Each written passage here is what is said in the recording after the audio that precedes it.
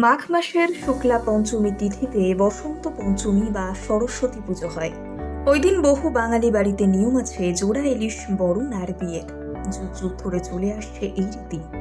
পেট পুজোর এই বিশেষ উৎসবের পেছনে রয়েছে কোন যুক্তি? আসুন আজকের প্রতিবেদনে আমরা জেনে নেব বিস্তারিত।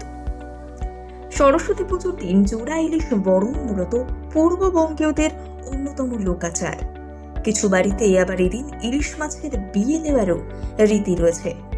যদিও মনে করা হয় সরস্বতী পুজোর সঙ্গে এই রীতির সরাসরি কোনো যোগ নেই, তবে একই চান্দ্র তিথিতে হয় দুই অনুষ্ঠান। বসন্ত পঞ্চমীর দিন সকালে কাঁচা হলুদ মেখে স্নান করে ইলিশ মাছ নিয়ে আসা হয় বাজার থেকে। এরপর ধান, দূর্বা, তেল, সিঁদুর এবং কাঁচা হলুদ সহযোগে মাছটি উলু আর শঙ্খধ্বনি দিয়ে বাড়িতে ঢুকিয়ে কুলোর ওপরে সাজিয়ে রাখা হয়। কিছু পরিবারে জোড়া ইলিশ মাছ বরণের সময় দুটি গোটা বেগুন এবং লাউ ডগাও রাখা হয়। অনেক পরিবারের নিয়ম দুটির জায়গায় একটি ইলিশ মাছ বরণ করা। সেখানে ইলিশের সঙ্গে নোড়া রাখা হয়, যাকে নোড়া দিয়ে জোড়া বা ইলিশার বিয়ে বলে। নোড়াটি পুরুষ এবং মাছটিকে নারী রূপে ধরা হয় এবং উলু, শঙ্খধ্বনি, ধান, দূর্বা, তেল, সিঁদুর, কাঁচা হলুদ দেওয়া হয়। তখন বহু পরিবারে জোড়া ইলিশ বরণের সময় মুখে টাকা গুঁজে দেওয়া হয়।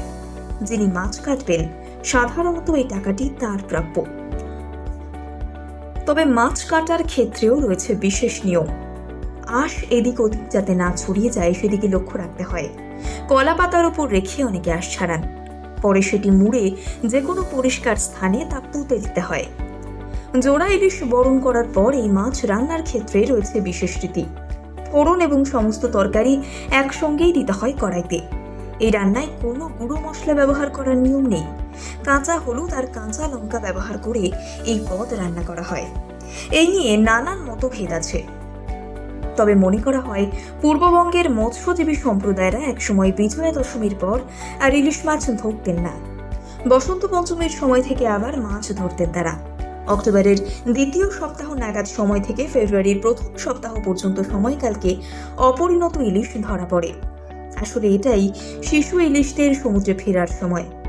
শোনা যায় বহু যুগ আগে পূর্ব বাংলার মৎস্যজীবীরা এদিন বিশেষ মঙ্গলাচরণের মধ্য দিয়ে ইলিশ ধরার সূচনা করতেন।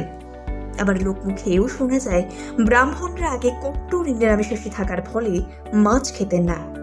এরপর ধীরে ধীরে প্রচলন হলেও শাস্ত্রে বলা আছে যে মাছেরা আসলে সমুদ্রের ফল বা জল তরু, তাই অনায়াসে মাছকে শাকসবজির মধ্যে ফেলা যায় এই কথাটি। বর্তমানে উৎসবের এই মেজাজ এবং রীতিনীতি অনেকটাই শিথিল হয়েছে কর্মব্যস্ততার জন্য। তবে শহরে কম হলেও গ্রামাঞ্চল বা শহরতলিতে এখনো এই পার্বণ ব্যাপকভাবে উদযাপন করা হয়।